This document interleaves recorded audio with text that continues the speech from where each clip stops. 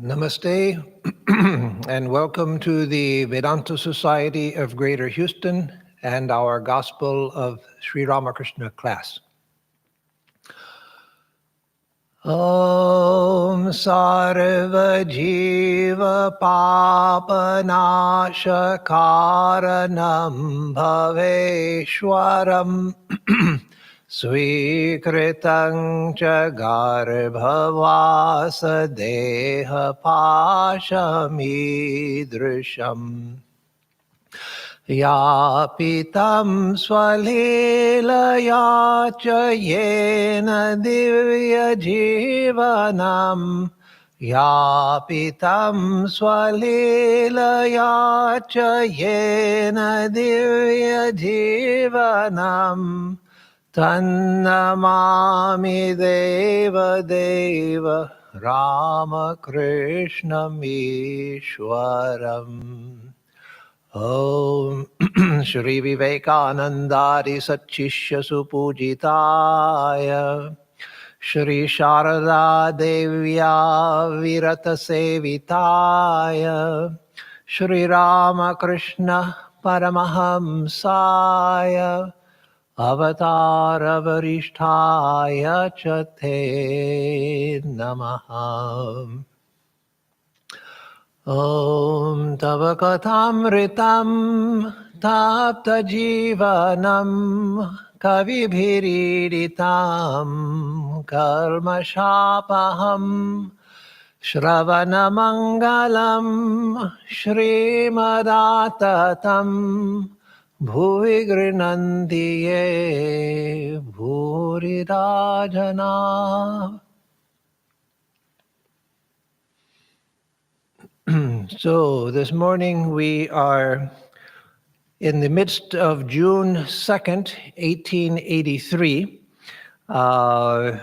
In this book, page 228, near the bottom. And Sri Ramakrishna had gone to houses in Calcutta. He went to Adhar's house, and then he went to Ram's house. And right now, in where we left off last time, he is still at Ram's house. Ramchandra Datta, the great devotee of Sri Ramakrishna, the uncle of Swami Vivekananda, or Narendranath Datta, and one of those devotees, like Girish Chandra Ghosh, who was close to Ram, who freely taught and spoke publicly about Sri Ramakrishna being an incarnation of God. Now, those of you who have studied the life of Sri Ramakrishna will remember that Sri Ramakrishna had told Holy Mother long before that when you see people teaching publicly about me, about my nature, and several other things, many people coming to me, etc., then you'll know that the end is near. And so that was a sign that concerned the Holy Mother, because she remembered Sri Ramakrishna's prediction. And now Ramchandra Datta, Girish Ghosh, and others were preaching that Sri Ramakrishna was an incarnation and trying to get people to come to see him, to enjoy the holy company and transformative holy company, not just holy company, but transformative company that they had enjoyed. And so Ram was one of those, but a very dear devotee to Sri Ramakrishna, and the writer of the first biography, written in Bengali, Jiban Brittanto, the biography of Sri Ramakrishna. So we'll continue where we left off. And the context where we are right now, Sri Ramakrishna was talking to the Kathak, the person who would sing and tell stories and so forth, at Ram's house. And he was talking right now about prema bhakti, supreme devotion, ecstatic devotion for God, and how that only comes if we have single-minded, loving connection to God, which, as he says, comes with loving a personal manifestation of God, an avatara or a deity. Sri Sri Ramakrishna had said before, let's see if I can find it.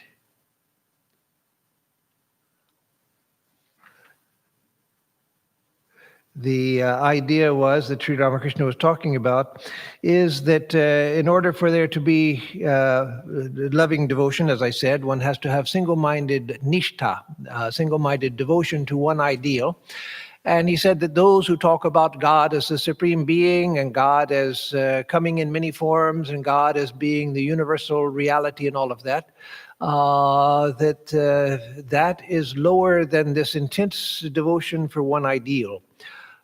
But that we have to understand properly, like everything in Sri Ramakrishna's life, because that Sri Ramakrishna is here saying we have to go above that idea that God is the universal being, God is in all beings, God manifests as all divine forms. That was fundamental to his teaching. And that was fundamental to his own attitude.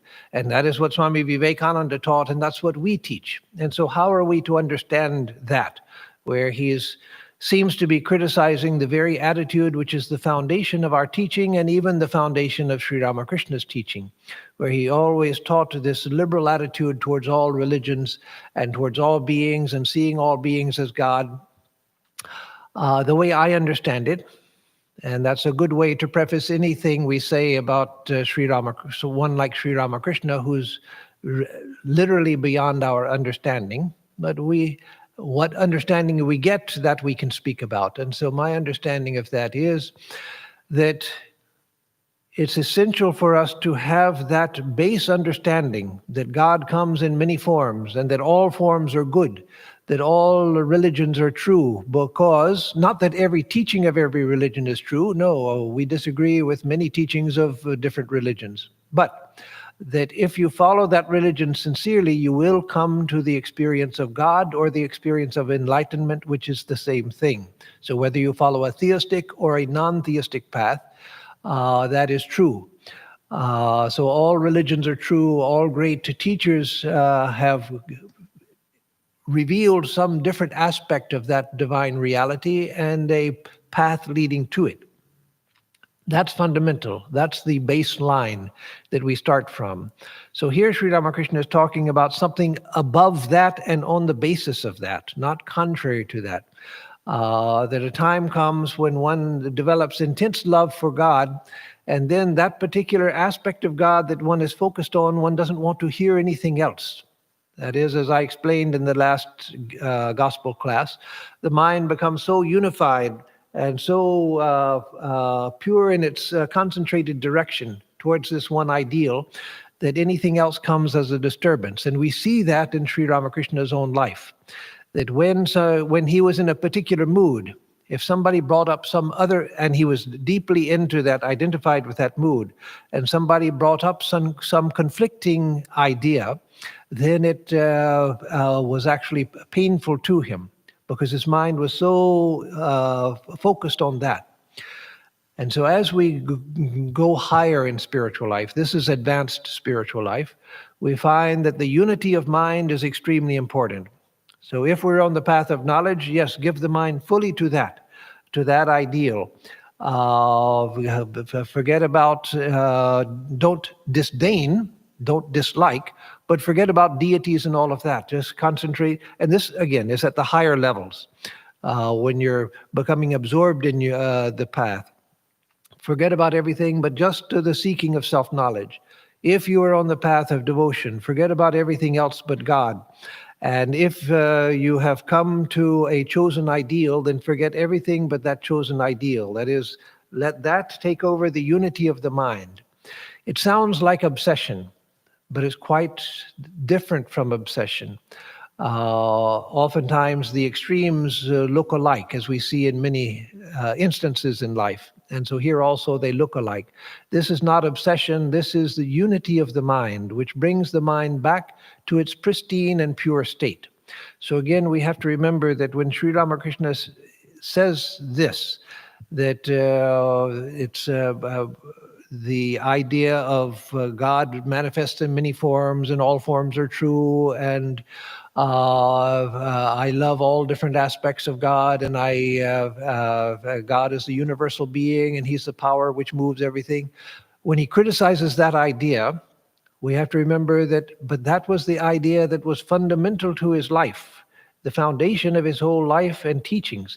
So if he's criticizing it, he's criticizing it from a special standpoint, not an ordinary standpoint. He's criticizing it from the standpoint of, again, wanting to emphasize that when you come to the point of prema bhakti, extreme ecstatic love for God, then anything that conflicts with that direction that your mind is going, it becomes actually painful.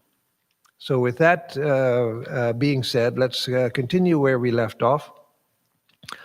He's speaking to the Katak again. Once the Pandava brothers performed the Rajasuya sacrifice, all the kings placed Yudhishthira on the royal throne and bowed low before him in homage. But Bibhishana, the king of Ceylon, said, I bow down to Narayana and to no one else. At these words, the Lord Krishna bowed down to Yudhishthira.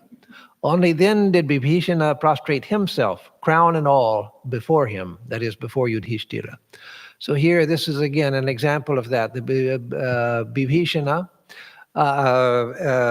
had become the king of Ceylon after the conquest of Ravana. And so Yudhishthira at the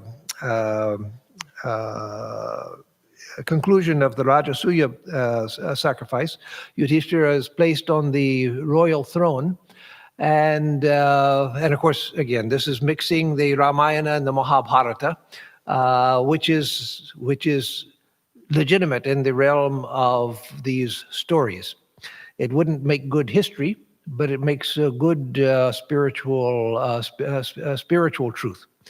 So everyone is asked to bow before Yudhishthira, and Bibhishana says, I bow only to Narayana himself. That is, he had given himself to Narayana, to God, in the form of Narayana, and he's not going to bow to any king. Here, what Sri Ramakrishna is going to say, before we understand what Sri Ramakrishna is going to say, we have to understand from Sri Ramakrishna's own life that when the king of Burdwan, the Raja of Burdwan or someplace, I forget where, but the Raja from some part of Bengal, came to meet Sri Ramakrishna. Sri Ramakrishna told him flatly that I cannot call you king because God alone is king. And so Sri Ramakrishna himself had that attitude. The God alone is the Lord of the universe. I can't bow my head before an ordinary king and pretend that he is king of the earth. No. So here, Bibhishana had that attitude also. But then, when he says that I bow to none but Narayana himself, Sri Krishna, who is, or who was and is Narayana himself, he bowed before Yudhishthira. And in that, Bibhishana saw that if Narayana himself bows, then I with Narayana bow, because it is Narayana bowing. So again, it was not breaking his intense love and focus on Narayana as reality itself. So again, that's important to understand, that only then did Bibhishana prostrate himself, crown and all, before him. And of course, the kings of India didn't wear the crowns of Europe, but as we'll see as we go further, there was a royal turban that was worn with jewels and other things. He continues, do you know what devotion to one ideal is like? It is like the attitude of a daughter-in-law in the family. She serves all the members of the family, her brothers-in-law, father-in-law, husband, and so forth, bringing them water to wash their feet, fetching their towels, arranging their seats, and the like. But with her husband, she has a special relationship. So yes, that devotion to one ideal, that nishtha, that my ideal is this, and I'm fully devoted to that. So he says it's like the wife who serves all of the members of the family with affection, but her relationship to her husband is quite different from her relationship to others. So she serves all of them, but her relationship to her husband is special. So there are two elements in this ecstatic love: I-ness and my-ness. Yashoda used to think, who would look after Gopala if I did not? He will fall ill if I do not serve him. She did not look on Krishna as God. The other element is my-ness. It means to look on God as one's own, my Gopala. Uddhava said to Yashoda, Mother, your Krishna is God himself. He is the Lord of the universe and not a common human being. Oh, exclaimed Yashoda, I'm not asking you about your Lord of the universe. I want to know how my Gopala fares, not the Lord of the universe, but my Gopala. So here again, an illustration of that Yashoda didn't care about these ideas that Gopala was the Lord of the universe and the infinite being and dwelling in the hearts of all and the source of this whole universe and that to which the universe returns at Pralaya. Why? Because her mind was fully focused on Gopala, the baby Krishna. That's not ordinary attachment, because her attachment to Gopala was attachment to God, but God in the form of Gopala. And so that image of Gopala, not just the image, the reality of Gopala, that was everything to her, and that's what she wanted, and that was the source of prema bhakti, of intense ecstatic love for God. So like when you see the saints of different traditions, like the great Christian saints, those who were ecstatic saints, like Saint Teresa of Avila, you see that intense love for Jesus. And she used to say that I have no jealousy towards anyone, but one thing I can't bear, and that is to think that anyone should love Jesus more than I do. That she couldn't bear, that anyone should have greater love for Jesus than she had. Again, because of that intense love and that intense rush towards complete unity with God in the form of Jesus. And so again, we have to remember that Sri Ramakrishna is talking about ecstatic love, prema bhakti, for God. How faithful to Krishna the gopis were. After many entreaties to the doorkeeper, the gopis entered the royal court in Mathura, where Krishna was seated as king. The doorkeeper took them to him, but at the sight of King Krishna wearing the royal turban, the gopis bent down their heads and said among themselves, who is this man with a turban on his head? Should we violate our chaste love for Krishna by talking to him? Where is our beloved Krishna, with the yellow robe and the bewitching crest with the peacock feather? So here, again, the same idea illustrated through another story, that after Sri Krishna had left Vrindavan and was in the royal court in Mathura as king, the gopis were brought to him, the gopis who had loved him so intensely in Vrindavan, and still he was their life, their only thought. He was everything to them. But when they saw this king seated on the throne with his turban, it says they bent down their heads. That doesn't mean like this. No, they didn't do that. It meant like this. That they didn't want to look at this person. That who do we have? What do we have to do with him? Who is this? Shall we betray our chaste love for Krishna by looking at this man with a turban? No, we can't do that. We have nothing to do with him. We have given our hearts to Krishna, the cowherd boy of Vrindavan, with the peacock in his hair and the yellow cloth that he would wear. Again, a peasant's cloth. Not that peasants wore yellow cloths. It just happened to be that the cloth he wore would be yellow. But it was a peasant's clothing, and instead of a turban, he just had for decoration, he had a peacock feather that he wore in his hair. And so it was that they loved. They had no desire for this royal dignity and royal power and wealth and all of that. So again, the idea of prema bhakti, that intense, one-pointed love for God. Remember, those of you who have studied Sri Ramakrishna's life, how after he had experienced nirvikalpa samadhi and remained in nirvikalpa samadhi, the highest state of knowledge, the highest state possible, for 6 months. Afterwards, he said, for a long time, if people served him a plate with various dishes on it, as is traditional, even in the West, usually we have several different dishes to make up a meal, unless it's just a casserole meal or one pot meal. But usually a meal is made up of several dishes.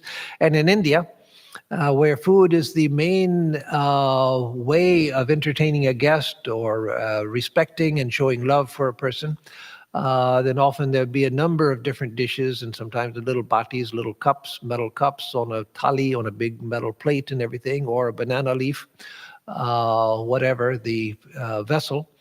So there'd be a number. So Sri Ramakrishna said, after that period of immersion in nirvikalpa samadhi, if people gave him different items to eat, his mind was so unified through that samadhi, so abstracted, that he couldn't deal with the different dishes. He would mix them all into one and eat it. So that's an amazing thing, something that we don't find anywhere. Not that it's impossible that others might have been similar, it's just that nothing like that is ever recorded before. That after his 6 months in nirvikalpa samadhi, for a long time after that, not forever, but for a long time after that, he couldn't deal with that. That's the wrong expression. I take that back. It's not that he couldn't deal with it as if it were a weakness or a debility of mind or something like that. No, his mind was so immersed in unity that he didn't want any diversity whatsoever. And so even when eating, he would mix everything into a uniform mass, which most people would consider a uniform mess, and then he would eat that. So that is the knowledge, corresponding state of knowledge to what he's talking about here in the state of devotion, that you've given your heart to Sri Krishna. So imagine Gopalar Ma, the great Aghoramani Devi, the older woman devotee who saw Sri Ramakrishna as Krishna, who had spent her life on the bank of the Ganges doing japa, chanting Krishna's name and offering worship to Krishna. And then when she met Sri Ramakrishna, she saw him to be the living Krishna. So just think about the intense love, the prema bhakti, the ecstatic love for Krishna that she had. So everything to her was Krishna. Yes, again, the baseline that should be the baseline of our understanding is that all religions are true because they have the power to take us to God. All different aspects of God are God. They are true. That God is the supreme reality. All of that is the basic understanding. But then when prema bhakti comes, then again, like Gopalar Ma, whose whole mind was given to Krishna. She didn't go one day to the Kali temple and another day to the Shiva temple and another day to go hear the stories about Rama. That would be good, and that's good for us. But she was so absorbed in the love for Krishna that everything was Krishna. So again, I have said it several times this morning, and I'll say it once more, that we have to understand the purpose in Sri Ramakrishna saying this and from what level he was speaking. He continues, did you observe the single-minded love of the gopis for Krishna? The ideal of Vrindavan is unique. I am told that the people of Dwaraka worship Krishna, the companion of Arjuna, but reject Radha. So in Dwaraka, that's the city where Sri Krishna lived the latter part of his, or later part of his life after Mathura.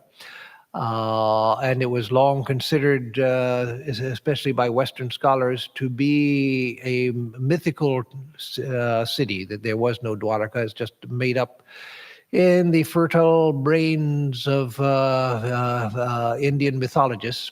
But now there has been underwater archaeological evidence of the ancient city of Dwaraka, which is thousands and thousands of years old. So that can't be given yet as proof, but that was Dwaraka, but it certainly seems to be. And so whether it turns out to be Dwaraka or not, that doesn't really matter. But the idea is that Dwaraka was the seat of Sri Krishna.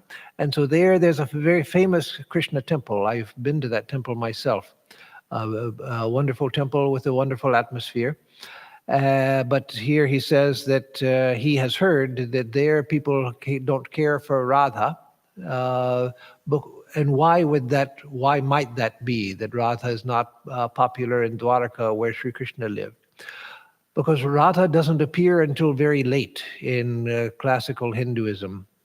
She's not even mentioned in the Srimad Bhagavatam, not in the Vishnu Purana, not in the Srimad Bhagavatam.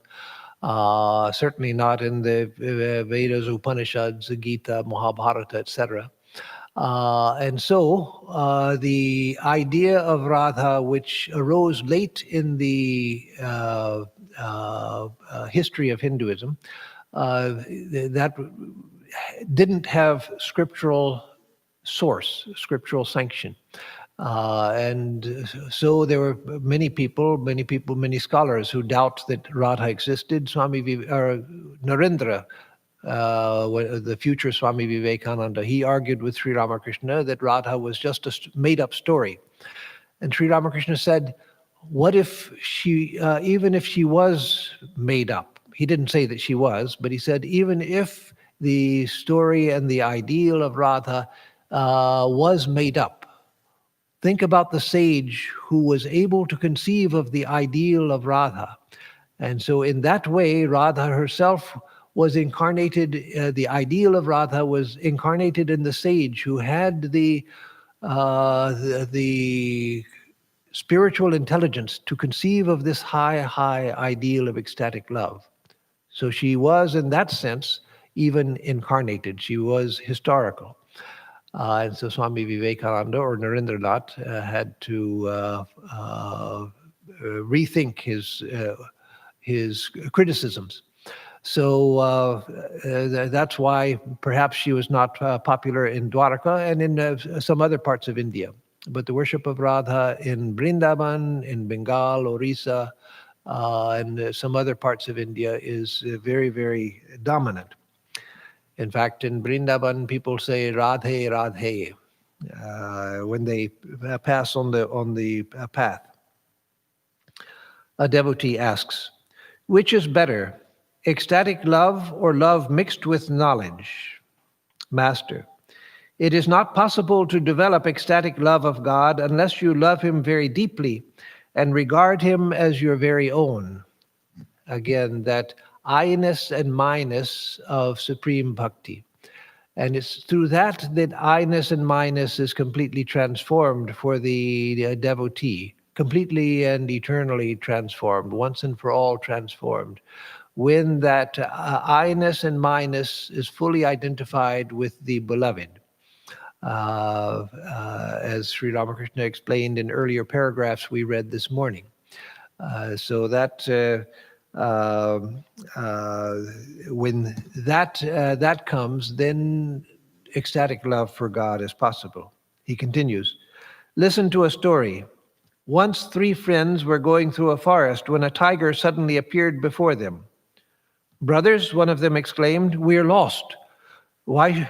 Another second friend said, why should you say that? Why should we be lost? Come, let us pray to God. The third friend said, no, why should we trouble God about it? Come, let us climb this tree. The friend who said, we are lost, did not know that there is a God who is our protector. The friend who asked the others to pray to God was a jnani. He was aware that God is the creator, preserver, and destroyer of the world. The third friend, who didn't want to trouble God with prayers and suggested climbing the tree, had ecstatic love of God. It is the very nature of such love that it makes a man think himself stronger than his beloved. He is always alert lest his beloved should suffer. The one desire of his life is to keep his beloved from even being pricked in the foot by a thorn. So here, this is again, a profound teaching and taught from that same standpoint that we've been talking about this morning. He says in this analogy, in this story, that the three friends walking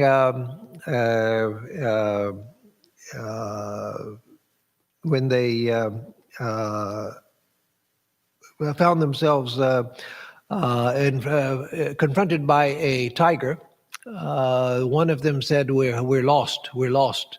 He was an ajnani, somebody who was ignorant, not a spiritual aspirant. He didn't know that there was a God. He didn't know any such thing. He just thought, the tiger's here, he's going to eat us. That is, he was purely at the transactional level, where there's nothing but this social level. We're weak human beings. There's a tiger there. The tiger looks hungry. He's coming towards us, and so there's nothing we can do. So we're lost. The second friend says, no, God is there. God is our protector. We should pray to God. God will protect us. Don't fear. God is there. And so normally that would be considered good, that this person is a devotee, believes in God. One thing, again, understanding Sri Ramakrishna's words is not easy oftentimes. Here he says, such a one is a jnani, who says, but God is there. God will protect us. Let's pray to God. That does not mean a follower of the path of jnana yoga. Obviously, the person was not a follower of jnana yoga, because the follower of jnana yoga would say, I'm not the body. If the tiger eats this body, what is that to me? I'm the self. I'm eternal. So he's not speaking of jnani in that sense, a follower of jnana yoga. He's speaking of a bhakta. This is a bhakta who says, let us pray to God because he's the protector. He will care for us. But a bhakta whose devotion is based on understanding. That's why he's called a jnani. His devotion is based on understanding. And he's understood well. This is where most of us are. This in normal terms would be considered good for a person to do that. It means that we have devotion. It means that we have faith in God. So again, this is a bhakta, not a jnani in the sense of a jnana yogi. Jnani because his bhakti is based on understanding, conceptual knowledge, and maybe some experience also, or the feeling the protective power of God, having experienced the protective power of God and all of that. But still one whose devotion to God is not yet ecstatic love. And so the third friend who says, why should we bother God? Let us climb a tree and get out of the way of the tiger so we don't have to bother God. That was because he had so much love for God that he didn't want to be a bother to God, and saw that there is a way that we ourselves can do so that we don't have to bother him. So as Sri Ramakrishna said in the earlier paragraph, that the one with supreme devotion to God feels stronger than God. Let me protect God. A devotee like us, we pray to God for protection. But a person who has attained to this level of love, they seek to protect God so that God is not troubled by anything. So let's compare this story to another story that Sri Ramakrishna himself used to tell. And that's which seems to be just the opposite. The moral seems to be just the opposite. Sri Ramakrishna said that once Shiva and Parvati were sitting in Kailasa, Shiva's home in the Himalayas, that is the mythical home, which is the realm of Shiva, the realm where Shiva dwells in his own state. But in the stories, it's called Kailasa. And so there he was sitting with Parvati, when suddenly he gets up and starts to leave. And Parvati says, where are you going? He says that, a devotee of mine is in trouble. He's being attacked. I forget right now whether It was an animal or a person that was coming to attack him, but he says, I have to go, my devotee is in trouble. And then after just a moment, Shiva turns around and comes back and sits down again. And Parvati said, well, what happened? Why didn't you go to help your devotee? He said, because he picked up a stick and is protecting himself. And so Sri Ramakrishna said that it's better to be like the kitten that says mew, mew, mew, and waits for the mother cat to move it, rather than to be like the monkey who holds on to its mother. Because the little baby monkey holding on to its mother depends on its own self-effort, and it can lose grip and fall. Whereas the baby kitten, it depends on its mother, and the mother carries it wherever the mother wants, and the kitten just lies wherever it's taken by its mother. And in that, there's no error. So there, Sri Ramakrishna is giving the idea that complete dependence on God, not doing for ourselves, but depending on God to do for us, because we have complete dependence on the will of God, that is the great thing. And picking up a stick to fight off the attackers is a lower state, because I think I can take care of myself. So what is the difference between these two stories? One thing is that we have to understand that there are different attitudes, and Sri Ramakrishna could speak in the language of these different attitudes and see the truth in all of them.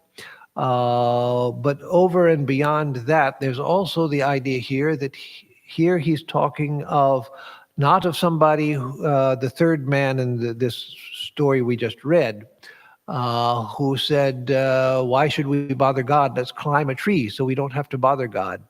There, that is higher than the man in the other story who picked up a stick to fight off whatever it was that was attacking him. There wasn't. First, the man was scared and prayed to God, but then instead of waiting for God to come for protection, he picks up a stick and beats the man off himself without even thinking about God. So there, the complete surrender to God is higher. But here, the person who is so immersed in God, surrender to God is not the question here. The question here is the intensity of love for God, where the person doesn't even want to bother God. God is so loved that let me do everything for God. Let me not be looking for God to help me. So that's the difference between the two stories. So now we come to the last sentence in the chapter. Ram served the master and the devotees with delicious sweets. And so that was the end of this day as recorded by Sri Mahendranath Gupta or M. So now there are still some time left, so we won't stop that early. When possible, I like to end at the end of a chapter, but we will go forward because there's still a lot of time left. So in the English translation, this next chapter is chapter 11, and it's called With the Devotees at Dakshineshwar, Part 1.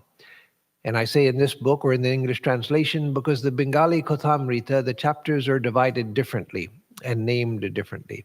So the chapter headings and the chapter divisions are unique to Swami Nikhilananda's translation. The dates are common, but the chapter divisions are unique. So this chapter begins on Monday, June 4th, 1883. As most of you know, if you followed the gospel, that a particular chapter in the English gospel usually consists of several recorded days' events and conversations. And so this is the first day, Monday, June 4th, 1883. About 9 o'clock in the morning, the devotees began to arrive at the temple garden. Sri Ramakrishna was sitting on the porch of his room facing the Ganges. M, who had spent the previous night with the master, sat near him. Balaram and several other devotees were present. Rakhal lay on the floor, resting his head on the master's lap. For the past few days, the master had been regarding Rakhal as the baby Krishna. So here, first of all, 9 o'clock in the morning, it was a Monday. And so it wouldn't be expected that a lot of people would come today because India was already following the weekend system because of the British Raj. The weekend system was not natural to India, as the Jews observe their holy day on Saturday, Christians on Sunday, Muslims on Friday. The observance of Saturday, Sunday as the weekend, that came because of Christian and Jewish observance, mainly Christian, but also Jewish. For instance, in France, I don't know now if it's changed, but when I was a kid studying French in elementary school, I started studying French from the third grade on. Our school teachers would tell us that in their schools in France, they had Thursdays and Sundays as holidays. And we said, oh, no, no, no, we wouldn't like that. We like a long weekend. If you just have one day, we like to have 2 days together. And so I still remember her reply, oh, no, we're impatient in France. We can't wait for 2 days to come together. We want to, halfway through the week, we want to have a day off, and then another one at the end of the week. So that weekend of Sunday, because of Christian Day of observance, and the Christians being the majority community, and then Saturday, because that was the day of going to the synagogue, and the Sabbath, Shabbat in Judaism. And so the 2 days became days of holiday in England, in America, and some other countries. So that was not natural to India. So by this time in India, however, they were following the weekend system because of the British. So Monday was a working day of the week and not a special day. So there wouldn't have been many people coming, but some had come. So it says that he was sitting on the veranda facing the Ganges. Someone was just asking about this the other day, how many verandas there are and how many doors there were into Sri Ramakrishna's room at Dakshineshwar. There are and were three doors. There was the southeastern veranda, which faced the Kali temple. And then there was the northeastern veranda, which faced the Kunti, where Rani Rasmani and Mathur Babu stayed when they came to Dakshineshwar, and where Sri Ramakrishna spent many, many years. He lived there for a long time before he moved into what we now know as his room. That was his room only in his later days. And so there were those two verandas, the big, long verandas. But on the western side of his room, there's a door that leads out into a semicircular veranda, a small veranda, semicircular, facing the Ganges. That is where he took Narendra on Narendra's first visit to Dakshineshwar, took him and bowed before him, weeping, saying, "Oh Lord, I have been waiting for so long for you to come. And you have deprived me of your sight for so long. My heart is being wrung like a wet towel, waiting for you. Where have you been?" And Narendranath, this young teenage boy, thinks that this man must be mad. But of course, it was because Sri Ramakrishna knew who Narendranath really was, even though Narendranath didn't know it himself yet. And so that was the veranda that Sri Ramakrishna is on now, the one facing the Ganges. So Balaram and several devotees were present, and he said that Rakal was lying on the veranda with his head, resting his head in Sri Ramakrishna's lap, like a child might do with his father. And that was because Rakal had the attitude, the nature of a small boy. And Sri Ramakrishna had the attitude towards Rakal of being his mother, Yashoda. Seeing Trailokya passing on his way to the Kali temple, Sri Ramakrishna asked Rakal to get up. Trailokya bowed to the master. So why did he ask Rakal to get up? That may be obvious for those who come from India, grew up in India, but in the West it wouldn't be obvious, is because it was be disrespectful. Trailokya here was the proprietor of the temple. He was the son of Mathur Babu, and the grandson of Rani Rasmani. And since 1871, so this was 1883, since 1871, for the last 12 or 13 years, he had been the proprietor of the temple after Mathur had passed away. And so he's the proprietor of the temple. He's passing by on the path in front of the veranda. And so Sri Ramakrishna asks Rakhal to get up because that would be a disrespectful posture for him to be in. And also Sri Ramakrishna had something to say to Trailokya. So both for propriety and because of the absence of distraction, in order to speak, he asks him to get up. And then the master says to Trailokya, was there no jatra performance last night? A yatra in Sanskrit, jatra in Bengali. A jatra is a dramatic performance, and usually from the Puranas, the Mahabharata, the Ramayana. And in India, the villages and towns were full of jatras. It was a wonderful part of Indian life. It's still there. It's just not as prevalent as it used to be. When I was first in India in the 1970s, at that time in villages, jatra performances were very common. And so it was, so many people would be involved in in theatrical performance in India at that time. Local villagers who would act different parts. There'd be professional jatra troupes, and then there would be amateur performances of just the villagers playing different parts. And so there had been this tradition at Dakshineshwar for there to be jatras on special days. And so they had just had a special worship of Kali in the Kali temple. And in the past, there would always be a jatra performance. So therefore, Sri Ramakrishna says, was there no jatra performance last night?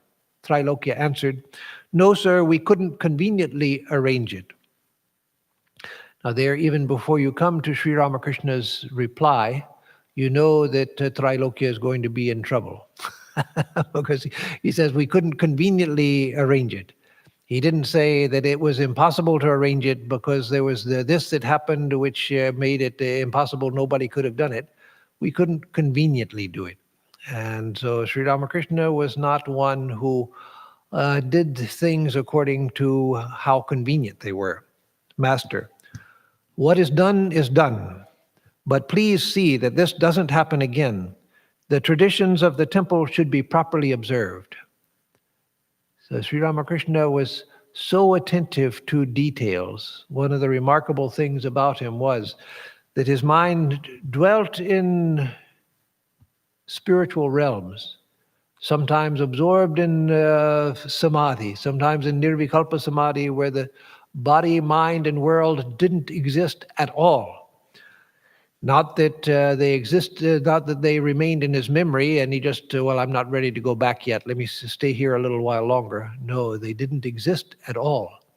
And at other times when he was in an ecstatic absorption, then also there was nothing but God. And the details of this were lost to him.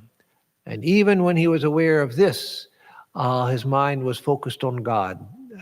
And so that makes it amazing that a person whose mind was always tending towards the absolute, that he was so attentive to detail. And we see it not just here, but in many, many examples.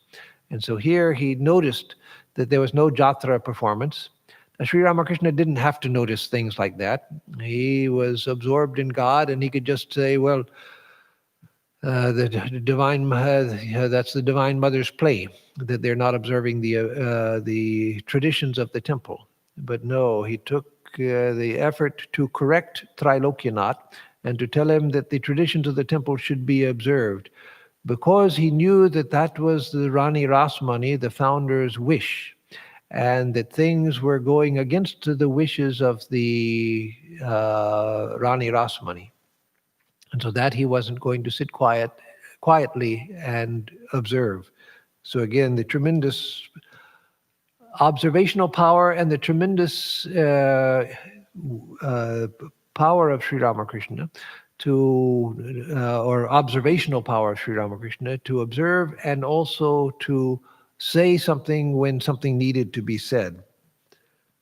So the master, again, with that I read that what is done, but please see that this doesn't happen again.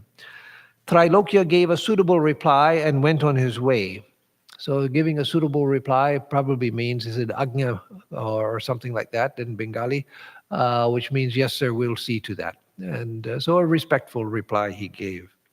After a while, Ram Chatterjee, the priest of the Vishnu temple, came up to Sri Ramakrishna. The master said to him, "Well, Ram, I told Trailokya that the Jatra performance should not be omitted again. Was I right in saying that?" So again, Sri Ramakrishna had the nature of a child. So sometimes he would speak with this sense of divine authority. And then at other times he would doubt what he had just done.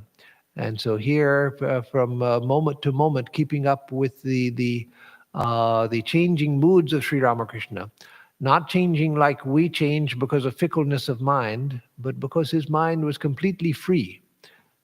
He was absolutely free and therefore childlike. Not childish, but childlike. Ram answered, "What of it, sir? Of course you are right. The traditions should be observed." And so with that, Ram gave a reply a truthful reply. Of course, certainly he meant it. And also a reply that set Sri Ramakrishna's mind at ease, because Ram lived near Sri Ramakrishna, observed him many times, had known him for some time. They're working in the Vishnu temple as the priest. And so he knew Sri Ramakrishna's childlike tendency and why he would ask a question like this. So again, today has been a very rich day in the gospel. The gospel is an extraordinary scripture. We consider it a scripture, a modern scripture, a modern Bible. But an extraordinary text because there's so much wealth in it. There's so much spiritual wealth and such depth of understanding, and a depth that you see coming both from Sri Ramakrishna's actions as well as from the teachings that he gave. So both are important to see the way he acted, the way he behaved, and the teachings that he gave. And of course, they were in harmony with each other because his mind and speech were united with each other. His mind, speech, and hand, that is, power of action, were all united. But we have to observe all three in order to understand fully Sri Ramakrishna. And as I've said earlier several times, we have to always understand from where Sri Ramakrishna is saying what he's saying, because otherwise it often looks like he's contradicting himself in one part of the gospel and in another. No, those are not ordinary contradictions. It's not because he suddenly changed his mind and decided something was better and what he said before was due to faulty understanding. No, the changes are because of the level from which he is speaking and the person to whom he is speaking and the truth that he is trying to convey. So with that, we will stop here for today. I'll give announcements, and if there are any questions by the end of the announcements, then I will take those from Surendra. So the announcements are simple. Sunday, unlike what we have posted on the internet and what we sent out in our mailing, on Sunday I'm going to speak again on basic concepts, the law of karma. And that's because this past Sunday, we had a failure of the internet connection during the live streaming, and the live stream came to an end halfway through the talk. And so I will give the talk again on Sunday, and this time I think we will get all the way through. And then on Tuesday, we will have the Bhagavad Gita class. This past Tuesday, 2 days ago, the same thing happened because of a failure of the internet. We got partway through and the internet failed. And so Tuesday I will take the same Gita shlokas that I did 2 days ago because they didn't come out. Neither could live streaming people see it, nor was there a backup copy to go to. So on Sunday, the law of karma, I mean, not the law of karma, reincarnation, I'm sorry. Reincarnation, yes, reincarnation. What is reincarnation? And then on Tuesday, the Bhagavad Gita class, and next Thursday, the gospel class. And the only other announcement is on October 17th, we will have Durga Puja, and that will be held here in the chapel, not out in the tent. So we won't have a public gathering for the puja. We'll have it here in the chapel. The only people allowed inside during the puja will be those who are doing the direct service of the helping with the puja itself, the shrine attendants. And it will be live streamed.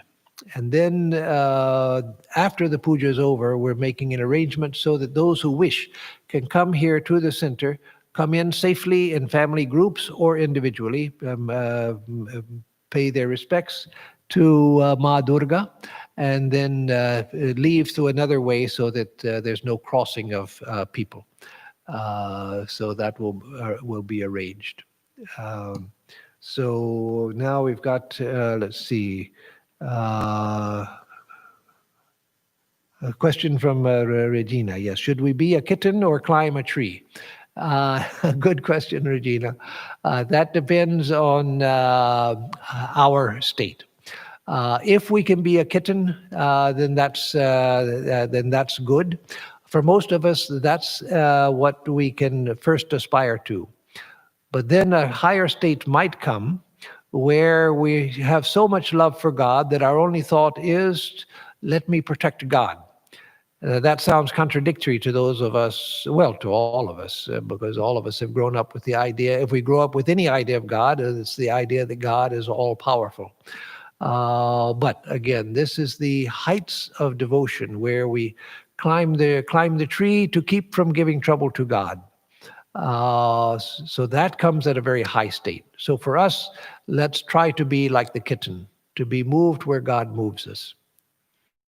And then Kamala, on the different types of devotion of total surrender and of ecstatic love for God. Okay, well, that's not a question, but a statement. Very good, Kamala. So with that, we will, one other thing, let me say, as a way of an announcement explanation. I mentioned that the problems we had with the internet on Tuesday last and Sunday last. So yesterday, AT&T sent technicians here. They spent 2.5 hours working here. They put a new line from the telephone pole to the house, through the ceiling, and down through the wall, and out into our sound room, so that now we have a high-speed fiber optic connection that should be very, very reliable. The internet is vastly faster than what we had before, as I myself have found when I had to download updates to a computer. It happened like that, whereas the same thing that took a matter of several seconds would have taken several minutes before, or at least a minute or two before. So hopefully we are over with our the problems that we've had. With mechanical equipment, anything can go wrong at any time, of course. But all we can do is to eliminate problems as they come and hope that now we will have some free sailing for a while for the sake of those who listen to us. I know that it's frustrating. If you come to, you save time to watch a talk, you come and you sit to get everything set up, you turn it on and you begin listening, and then suddenly it goes dead. So we're very sorry for that inconvenience to people, the waste of their time, waste of their interest and their attention. Of course, as you know, it was unintentional, and we think that we have it solved now. But we'll try to keep a good service by talks properly recorded and live streamed and posted. So with that, I'll give a closing chant. ॐ निरञ्जनं नित्यम् अनन्तरूपं भक्तानुकम्पाधृतविग्रहं वै ईशावतारं परमेशमिड्यं तं रामकृष्णं शिरसा नमामः.